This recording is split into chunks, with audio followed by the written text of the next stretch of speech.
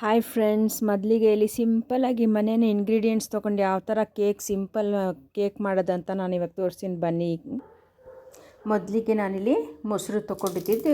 ಯಾವ ಕಪ್ಪಲ್ಲಿ ತೊಗೊಳ್ತೀರೋ ಅದೇ ಕಪ್ ಮೆಷರ್ಮೆಂಟು. ನಾನಿವಾಗ 400 ಗ್ರಾಮ್ ಇರೋ ಒಂದು ಮೊಸರಿನ ಕಪ್ ತೊಗೊಂಡಿದ್ದೀನಿ. ಆ ಅಳತೆಯಲ್ಲೇ ನಾನೆಲ್ಲ ಮಾಡ್ಕೊಂಡು ಹೋಗ್ತಾಯಿದ್ದೀನಿ. ಸೊ ಮೊಸರು ಮಾತ್ರ ನಾವು ಹುಳಿ ಇರಬಾರ್ದು, ಅದನ್ನು ನೋಡ್ಕೋಬೇಕು. ಬೇಕು ಒಂದಿನ ಮುಂಚೆ ಆದರೂ ತೊಗೊಂಡು ಬಂದು ಇಟ್ಕೋಬೋದು ನೀವು. ಸೊ ಆವಾಗ ನಿಮ್ಮ ಕೇಕ್ ಸ್ಟ್ರಕ್ಚರು ಏನೂ ಆಗೋದಿಲ್ಲ. ಸೊ ಇದಕ್ಕೆ ನಾವು ಚೆನ್ನಾಗಿ ಬೀಟ್ ಮಾಡಬೇಕು. ತುಂಬ ಒಂಥರ ನೊರೆ ಬರೋ ಥರ ನೀವು ಚೆನ್ನಾಗಿ ಇದನ್ನು ಈ ಮೊಸರನ್ನ ಬೀಟ್ ಮಾಡಬೇಕು. ಸೊ ನೀವು ವನಿಲಾ ಸ್ಪಾಂಜ್ ಕೇಕ್ ಅಂದಮೇಲೆ ನಿಮಗೆ ಸಾಫ್ಟ್ನೆಸ್ ಬರಬೇಕು, ಹಾರ್ಡ್ ಬರಬಾರ್ದು.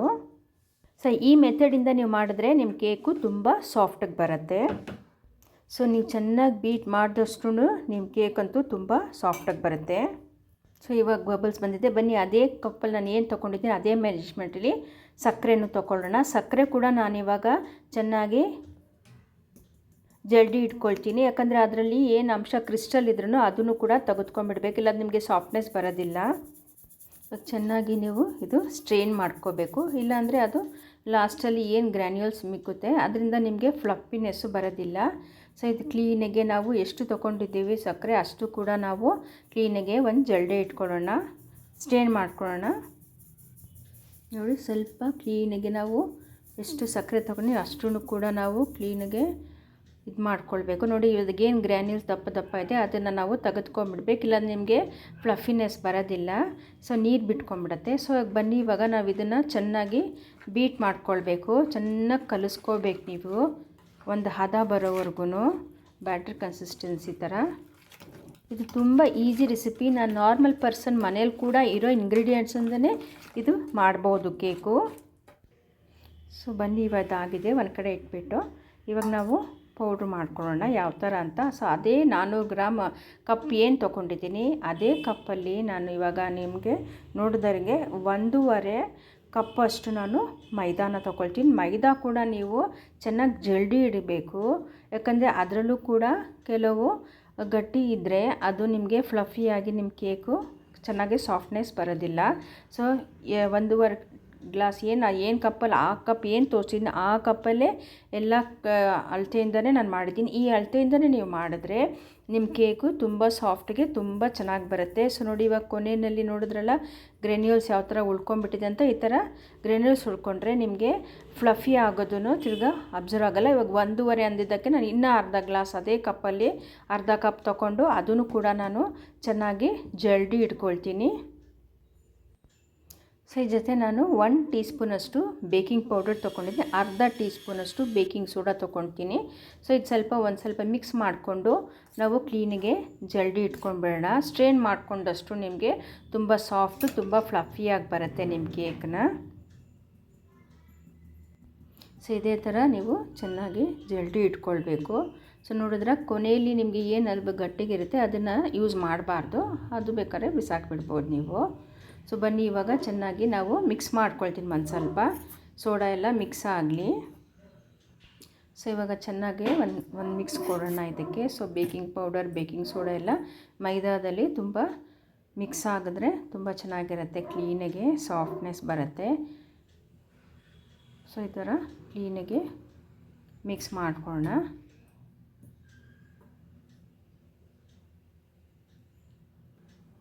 ಸೊ ಇವಾಗ ನಾನು ಏನು ತೊಗೊಂಡಿದ್ದೀನಿ ಮಾಡಿದ್ದೆ ಇದು ಮೆಜರ್ಮೆಂಟ್ ಪ್ರಕಾರ.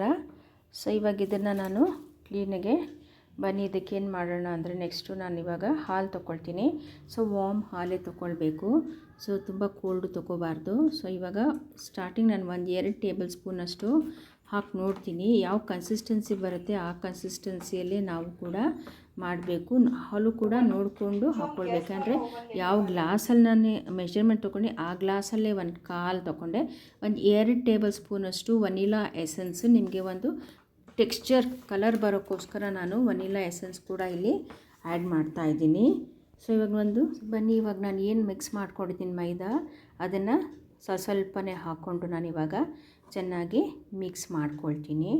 ಸೊ ಯಾವ ಕನ್ಸಿಸ್ಟೆನ್ಸಿಯಲ್ಲಿ ನಾನು ಮಾಡಿದ್ದೀನಿ ಅದೇ ಕನ್ಸಿಸ್ಟೆನ್ಸಿಯಲ್ಲಿ ನೀವು ಕೂಡ ಮಾಡಿದ್ರೆ ನಿಮಗೆ ಪಕ್ಕ ಮೆಷರ್ಮೆಂಟ್ ಯಾವ ಥರ ಕೊಟ್ಟಿದ್ದೀನಿ ಅದೇ ಮೆಷರ್ಮೆಂಟಲ್ಲಿ ಮಾಡಿದ್ರೆ ತುಂಬ ಸಾಫ್ಟಾಗಿ ಬರುತ್ತೆ. ಸೊ ಇವಾಗ ಕಲಿಸುವಾಗ ತುಂಬ ಇದಾಗಿ ಕಲಿಸ್ಬೇಕು, ರೌಂಡ್ ಮಾಡಿ ಕಟ್ ಮಾಡಬೇಕು, ರೌಂಡ್ ಮಾಡ್ಕೊಂಡು ಕಟ್ ಮಾಡಬೇಕು. ಸೊ ಈ ಥರ ಮಾಡಿದ್ರೆ ನಿಮಗೆ ಲಮ್ಸ್ ಏನಿದೆಯೇ ಒಳಗಡೆ ಆ ತಿಕ್ನೆಸ್ ಗಟ್ಟಿ ಏನಾದರೂ ಇದ್ರೂ ಅದು ಕೂಡ ನಿಮಗೆ ಗಂಟುಗಳೆಲ್ಲ ಕ್ಲೀನಾಗಿ ಹೋಗಿಬಿಡುತ್ತೆ. ಸೊ ಈ ಥರ ಕ್ಲೀನಾಗಿ ನೀವು ಮಿಕ್ಸ್ ಮಾಡ್ಕೋಬೇಕು, ರೌಂಡ್ ಮಾಡಿ ಕಟ್ ಮಾಡ್ಕೊಳ್ಬೇಕು, ರೌಂಡ್ ಮಾಡಿ ಕಟ್ ಮಾಡ್ಕೊಳ್ಬೇಕು. ನೀವು ತಿಕ್ನೆಸ್ ಬ್ಯಾಡ್ ನೋಡಿಕೊಂಡು ನಾನು ಸ್ವಲ್ಪ ಹಾಲು ಹಾಕ್ಕೊಳ್ತಾ ಇದ್ದೀನಿ. ಸೊ ಹಾಲು ಎಷ್ಟು ಬೇಕು ನೋಡ್ಕೊಂಡು ನೀವು ಒಂದು ಬ್ಯಾಟರ್ ಕನ್ಸಿಸ್ಟೆನ್ಸಿಯಲ್ಲಿ ಪೋರಿಂಗ್ ಕನ್ಸಿಸ್ಟೆನ್ಸಿ ಥರ ಇರಬೇಕು ಆ ರೀತಿಯಲ್ಲಿ ನೀವು ಹಾಲನ್ನ ಹಾಕ್ಕೊಂಡೋಗ್ಬೇಕು. ಫುಲ್ ಅರ್ಧ ಕಪ್ಪು ಕಾಲು ಕಪ್ಪು ಹಾಕೋದು ಬೇಡ. ಸೊ ನೀವು ಸ್ವಲ್ಪ ನೋಡ್ಕೊಂಡು ಎಷ್ಟು ಸ್ಪೂನ್ ಆ ಬ್ಯಾಟರ್ಗಾಗುತ್ತೆ ಅಷ್ಟೇ ಹಾಕ್ಕೊಳ್ಳಿ. ಇವಾಗ ನೋಡಿ ಅದೇ ಗ್ಲಾಸಲ್ಲಿ 400 ಗ್ರಾಮ್ ಗ್ಲಾಸಿಂದನೇ ನಾನು ಅರ್ಧ ಗ್ಲಾಸಷ್ಟು ನಾನು ಎಣ್ಣೆ ಹಾಕ್ತಾಯಿದ್ದೀನಿ. ಇದು ನಾರ್ಮಲ್ ಎಣ್ಣೆನೇ ಹಾಕ್ಕೊಳ್ತಾ ಇದ್ದೀನಿ. ನೀವು ಯಾವ ಎಣ್ಣೆ ಹಾಕ್ಕೊಳ್ತೀರೋ ಅದು ನಾರ್ಮಲ್ ಎಣ್ಣೆನೇ. ಸೊ ಅದರಿಂದ ಕ್ಲೀನಾಗಿ ಒಂದು ಬ್ಯಾಟರ್ ಒಂದು ಕನ್ಸಿಸ್ಟೆನ್ಸಿಗೆ ನಿಮಗೆ ಬರುತ್ತೆ. ಸೊ ನೋಡಿ ಎಷ್ಟು ಸಾಫ್ಟಾಗಿ ಆಗ್ತಾಯಿದೆ. ಸೊ ಇದಕ್ಕೆ ನಾನು ಲಿಂಬೆಹಣ್ಣು ಕೂಡ ಹಾಕಿದ್ದೀನಿ. ಯಾವ ಥರ ವನಿಲಾ ಹಾಕೋರು ವಿನೆಗರ್ ಹಾಕ್ಕೋಬೋದು. ನಾನು ವಿನೆಗರ್ ಹಾಕಿಲ್ಲ 1 ಟೇಬಲ್ ಸ್ಪೂನ್, ಅದ್ರ ಬದಲು ನಾನು ಇರಲಿಲ್ಲ ಅಂದ್ಬಿಟ್ಟು ಲಿಂಬೆಹಣ್ಣು ಹಾಕಿದ್ದೀನಿ. ಲಿಂಬೆಹಣ್ಣು ಯಾವ ಥರ ಅಂದರೆ 1 ಟೇಬಲ್ ಸ್ಪೂನ್ ಹಾಕಬೇಕು. 1 ಟೇಬಲ್ ಸ್ಪೂನಲ್ಲಿ ಅದರಲ್ಲಿ ಅರ್ಧ ಟೇಬಲ್ ಸ್ಪೂನ್ ನೀರು, ಅರ್ಧ ಟೇಬಲ್ ಸ್ಪೂನು ಲಿಂಬೆಹಣ್ಣು ಜ್ಯೂಸ್ ಹಾಕ್ಕೊಂಡು ಮಿಕ್ಸ್ ಮಾಡಿ ಆ ಥರ ನೀವು ಆ ಕನ್ಸಿಸ್ಟೆನ್ಸಿಯಲ್ಲಿ ನೀವು ಹಾಕಬೇಕು. ಸೊ ಈಗ ನೋಡಿ ಒಂದು ತವಾ ಇಟ್ಟಿದ್ದೀನಿ ಇವಾಗ. ಸೊ ಇದು ಹೀಟ್ ಆಗಲಿ ಅಷ್ಟೊತ್ತು. ಹೀಟ್ ಆದರೆ ನಿಮಗೆ ಹೈ ಹೀಟು ಒಂದು 5 ನಿಮಿಷ ಹೈ ಮಾಡ್ಕೊಳ್ಳಿ. ಇವಾಗ ನಾನು ಈ ಕುಕ್ಕರಲ್ಲಿ ಮಾಡಿ ನಿಮಗೆ ತೋರಿಸ್ತಾ ಇದ್ದೀನಿ. ಕುಕ್ಕರಲ್ಲಿ ತುಂಬ ಚೆನ್ನಾಗಾಗುತ್ತೆ, ಯಾವ ಥರ ಆಗುತ್ತಂತ. ಸೊ ಮೊದಲಿಗೆ ನಾನು ಮೊದಲಿಗೆ ಎಣ್ಣೆ ಗ್ರೀಸ್ ಮಾಡ್ಕೊಳ್ತೀನಿ. ಕ್ಲೀನಿಗೆ ಎಣ್ಣೆನ ಸವರ್ಕೊಳ್ತೀನಿ ಫುಲ್ ಒಂದು ಚಿಕ್ಕ ಕುಕ್ಕರ್ಗೆ. ಸೊ ನೀವು ಇದೇ ಥರ ಕುಕ್ಕರಲ್ಲೂ ಮಾಡ್ಬೋದು, ತುಂಬ ಚೆನ್ನಾಗಿ ಬರುತ್ತೆ. ಸೊ ತುಂಬ ನಾರ್ಮಲಾಗಿ. ಸೊ ಓವನ್ನೇ ಬೇಕಂತ ಏನಿಲ್ಲ, ಎಗ್ಗು ಕೂಡ ಬೇಕಂತ ಏನಿಲ್ಲ. ಸೊ ಅದೇ ಥರ ಪಾರ್ಚ್ಮೆಂಟ್ ಪೇಪರ್ ಅಂತ ಸಿಗುತ್ತೆ ನಿಮಗೆ. ಪೇಪರ್ ಇಲ್ಲ ಅಂದರೆ ನಿಮಗೆ ಬಟರ್ ಪೇಪರ್ ಬೇಕಾದ್ರೆ ನಿಮಗೆ ಮೈದಾ ಹಾಕಿಬಿಟ್ಟು ಕ್ಲೀನಿಗೆ ರೌಂಡುಗಳು ಸ್ಪ್ರೆಡ್ ಮಾಡ್ಕೊಂಡು ಅದು ಕೂಡ ಮಾಡ್ಕೋಬೋದು. ನಂತರ ಪೇಪರ್ ಇತ್ತಂತ ನಾನು ಪೇಪರ್ ಯೂಸ್ ಮಾಡ್ತಾ ಇದ್ದೀನಿ. ಸೊ ಅದ್ರ ಮೇಲೂ ಕೂಡ ನಾನಿವಾಗ ಸ್ವಲ್ಪ ಎಣ್ಣೆ ಕೂಡ ಕ್ಲೀನಾಗಿ ಹಾಕ್ಕೊಂಡು ಸವರ್ಕೊಳ್ತೀನಿ ಎಣ್ಣೆನೂ. ಸೊ ಕ್ಲೀನಿಗೆ ಒಂದು ಹದಕ್ಕೆ. ಸೊ ಕ್ಲೀನಿಗೆ ಎಲ್ಲ ಕಡೆಯೂ ನಾನು ಆಯಿಲ್ನ ಸ್ಪ್ರೆಡ್ ಮಾಡ್ತಾಯಿದ್ದೀನಿ. ತುಂಬ ಚೆನ್ನಾಗಿರುತ್ತೆ, ತುಂಬ ಟೇಸ್ಟಿಯಾಗಿರುತ್ತೆ, ತುಂಬ ಈಸಿ, ತುಂಬ ಸಿಂಪಲಾಗಿ ಎಲ್ಲರೂ ಕೂಡ ಮನೇಲಿ ಕೂಡ ಇದು ಮಾಡ್ಕೋಬೋದು. ಸೊ ಬನ್ನಿ ಇವಾಗ ನಮ್ಮ ಬ್ಯಾಟರ್ ಯಾವ ಕನ್ಸಿಸ್ಟೆನ್ಸಿ ಇದೆ ಅಂತ ನಿಮ್ಗೆ ಇದರಲ್ಲೇ ಗೊತ್ತಾಗುತ್ತೆ. ಸೊ ಮಧ್ಯಕ್ಕೆ ಹಾಕಬೇಕು, ಮಧ್ಯಕ್ಕೆ ಹಾಕಿದ್ರೆ ಅದೇ ಸ್ಪ್ರೆಡ್ ಆಗುತ್ತೆ ಸೈಡ್ಸ್ಗೆಲ್ಲ. ಕ್ಲೀನಿಗೆ ಎಷ್ಟಿದೆ ಬ್ಯಾಟರು ಅಷ್ಟು ಕೂಡ ನಾನು ಕ್ಲೀನಿಗೆ ಹಾಕ್ತೇನೆ. ಯಾವತ್ತು ಒಂದು ಸಲ ಟ್ಯಾಪ್ ಮಾಡಿದ್ರೆ ಸಾಕು, ಆ ಏರ್ ಏನಾದರೂ ಕೆಳಗಡೆ ಇದ್ದರೂ ಕೂಡ ನಿಮಗೆ ಕ್ಲೀನಿಗೆ ಬಂದುಬಿಡತ್ತೆ. ಸೊ ಬನ್ನಿ ಇವಾಗಿದು ನಾನೇನು ಗ್ಯಾಸ್ಕೆಟ್ ಏನು ಹಾಕೋದಿಲ್ಲ, ಸುಮ್ಮನೆ ಕ್ಲೀನಿಗೆ ಕ್ಲೋಸ್ ಮಾಡ್ಕೊಂಡು ಲಿಡ್ಡು. ಸೊ ಆ ತವಾ ಮೇಲೆ ಏನಿತ್ತು ಹೈಯಲ್ಲಿ ಇವಾಗ ಸ್ವಿಮ್ ಮಾಡಿಬಿಟ್ಟು ಅಂದರೆ ಫುಲ್ಲು ಲೋ ಮಾಡಿಬಿಡಬೇಕು. ಮಾಡಿ ನಾನು 45-50 ನಿಮಿಷ ಸೊ ಇದೇ ಥರ ಈ ತವಾ ಗಟ್ಟಿ ತವಾದ ಮೇಲೇ ಮಾಡಬೇಕು.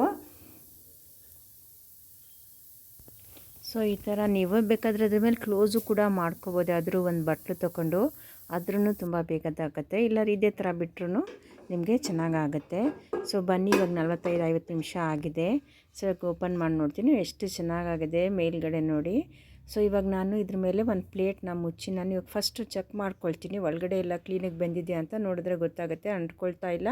ಸೊ ಇದು ಚೆನ್ನಾಗಾಗಿದೆ. ಇವಾಗ ನಾನು ತಣ್ಣಗಾಗುವಾಗ ಒಂದು ಪ್ಲೇಟ್ ಹಾಕಿ ಉಲ್ಟಾ ಮಾಡ್ತೀನಿ. ಸೊ ನೋಡಿದ್ರಲ್ಲ ಎಷ್ಟು ಚೆನ್ನಾಗಿ ನಾವು ಕಟ್ ಮಾಡ್ಕೊಂಡು ನಾವು ಸರ್ವ್ ಮಾಡ್ಬೋದು. Thank you for watching.